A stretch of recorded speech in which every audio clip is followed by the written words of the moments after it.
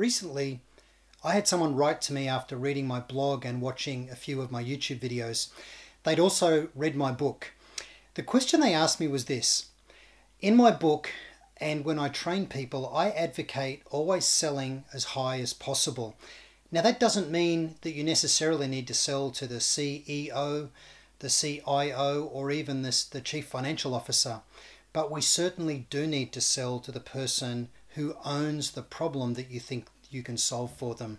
So in essence, the Chief Problem Officer, the person that controls the budget and the money and the approval process for going ahead with change. But they said to me, in the book The Challenger Sale, they advocate the importance of consensus-based selling. And they said to me, do I believe more in relationship selling or do I believe in challenger selling? How do I reconcile the view of selling as high as you can versus going bottom up and gaining consensus? Here was my response. The reality is that we need to do both. It's not one or the other. It's not challenger selling versus solution selling or challenger selling versus relationship selling. The one criticism I have of the Challenger Sale book by Brent Adamson and Matt Dixon is that it tends to undervalue the importance of relationships. In my view, you don't get to go and provocatively challenge somebody in a potential customer organization unless you've earned the right to do so by having a relationship of trust. People buy from those they like, know, and trust, and you don't get to have those meetings unless you've established your credibility first. Now, the concept of ideation in the Challenger Sale is incredibly valuable. Working inside your own organization to come up with a hypothesis of value that can be game-changing for the client.